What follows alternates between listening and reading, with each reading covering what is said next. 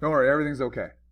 Hey, so classwork package, excuse me, notes here, excuse me. All right. We've gone through the tables, converting fractions, decimals, percents. Um, we leveled up and saw our decimals kind of make an appearance in there as well. We've started with our visual, and now we're really going to get into that algorithm and how we're seeing it. Like I said, the visual's nice, but it just doesn't always work because the numbers aren't going to be clean. And you got nice ones like let's count by 20s, yay! Let's count by 25s, and then we got to like 10s. We're like, oh, that's a lot. Well, for some of these, nothing's going to work, and so the visual is going to fail us. So the algorithm is the way to go. So let's show you how this is. It's going to involve our ratios because, well, we're in the ratios unit. It should involve the ratios. So here we go. It says 5 to 25 girls, and you should be almost like, wait a second. This seems familiar. And it is. But like I said, algorithm this time. So here's how this works. We've talked about before when we set up our ratios that the labeling is important and that whatever we put upstairs, we have to be consistent. So if we were talking about miles, all the miles had to go upstairs. If we were talking about hours, all right, all the hours had to go downstairs. So the consistent thing here is the part is always on top and the whole is always on the bottom. All right, so we're going to be a little bit more specific here because we're always going to be involving a percent. And the whole for a percent is always 100. So really what this looks like is we take the part over the whole and we always said equal to the percent out of 100 because the whole is always 100. So that's why it's down there. It's just that we can fill in the number. The percent is always the part. So we can just fill that in automatically there. So it's still idea of always the part is upstairs and the whole is always downstairs. It's just that the whole is always 100 and the part is always the percent that we're talking about. So when we start these particular problems, we can be pretty automatic at the beginning. Like anytime I'm trying to find something, I know there's going to be a 100 in the lower right hand corner. Percent of a number, always lower right hand corner. Because again, percent's always out of 100.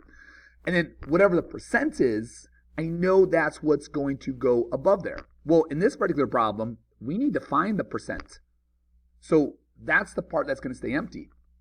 And then, like before, we have to figure out who the part is and we have to figure out the whole is. So we were seeing that with the visual. We had to figure that out before. Now we're just going to structure it in our algorithm.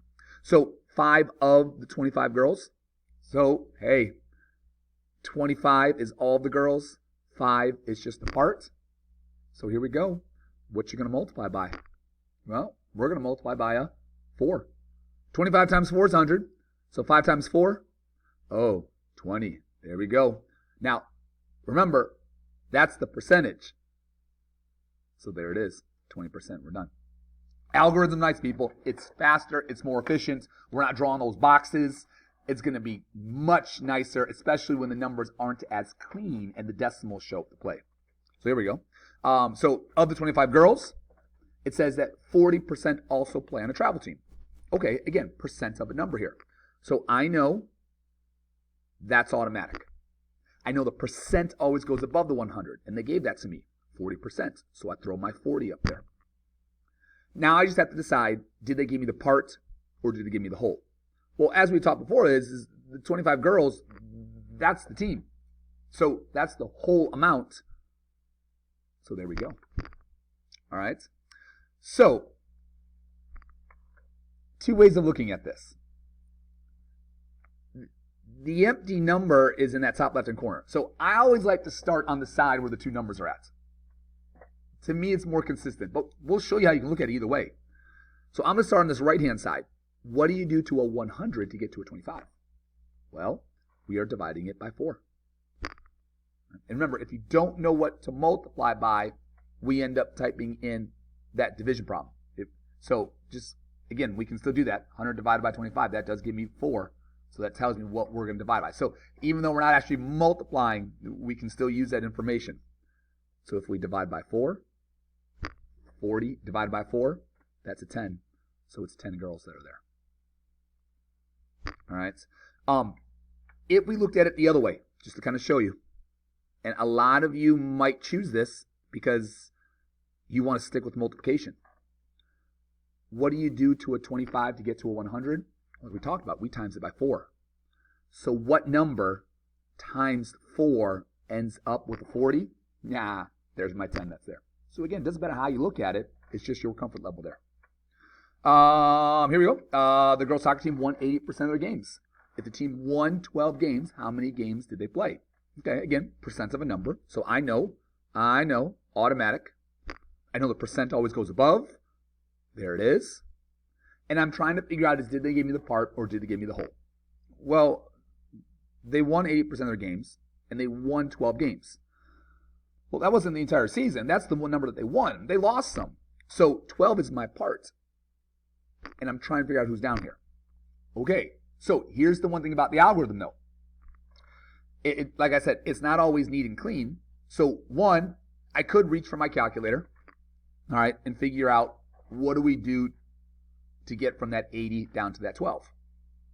So I could end up figuring out like, okay, let's see here. So 80 divided by 12. Oh, that's not nice. 6 points, and then a whole bunch of 6s and a 7 on the end. The 7's there because your calculator rounds the last digit automatically. So what do? Well, we simplify, people. We simplify, all right? I see the 80 and I see the 100. They both end in zeros. Remember, it's a fraction. Go ahead. If you want to, take your hand, cover up that 12 that's over there. All right, cover that on up there so you can't see it. And just look at that 80 over 100. We can divide them both by 10. Numbers that end in 0, we can divide by 10. So if I divide by 10, whoops. Uh-oh. Here we go. If I divide by 10, I get an 8, and I get a 10. 80 divided by 10 is an 8. 10 divided by a 10 is a 10. Now, I might look at that and be like, whoa, you 8 to get to 12? Ah, okay, remain calm. Look back at that 8 and the 10. Who can you still divide by? Yeah, 2. All right.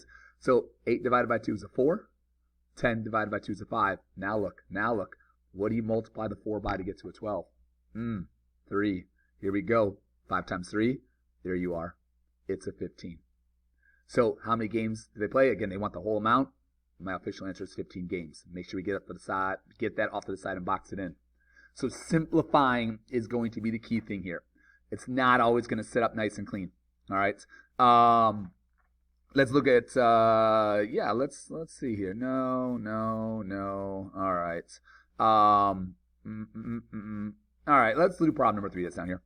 Remember, is always the part, and of always represents the whole. So that our key phrase vocabulary we have to deal with here. So 45 is 90% of what number? Okay, so hello, right away. Hello, 100. They gave me a percentage. Here's my 90. So now I can see the of what number. Of is always the whole, so that's going to be empty down there.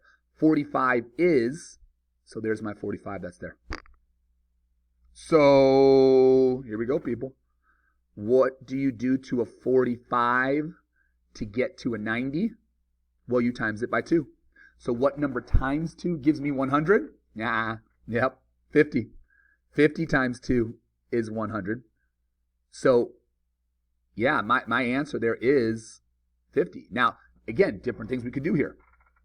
If we wanted to, and you can just watch this portion, you don't have to do the erasing. Check it out. I could simplify. I can divide them both by 10. Hello, 9. Hello, 10. Again, dividing by 10. What do you multiply 9 by to get to 45? 5. So 10 times 5? Hello, 50. So it's there. So again, you've got to use your number sense to figure out, was I multiplying? Was I dividing? That goes back to our tables that we saw earlier. What do you do to get to this side? What do you do to get to that side? It's not always going to be the same thing. So we got to make sure mathematically it's making sense of, is that a true statement of what I put in there? Let's see if there's one more that's down here. Nope. So we're going to do one more that's right here. Again, automatic. I don't have to read the question here. I know we're dealing with percent of a number. I know my percentage always goes above 100. So of a number is 39. So there we go. Is 39. Is always the part. So hello. Here we go. 30 times what's 39? Simplify. All right? They end in zeros, people. Let's divide by 10. Again, we're going to give you friendly simplifying here right now because we're just getting started into it. Divide by 10. Here we go. Here we go. Now, this does work. And if you're not sure about it, okay, type in your calculator 39 divided by 3. It's going to tell you 13. So what you have to realize is that's what you are multiplying by. 3 times 13 does give me a 39. So we're going to multiply by 13. Hello, 130. And there you go. All right. So again, part and whole, percent and 100. Algorithm. Make sure you simplify when the numbers don't work nicely for you. All right. We'll see you guys later.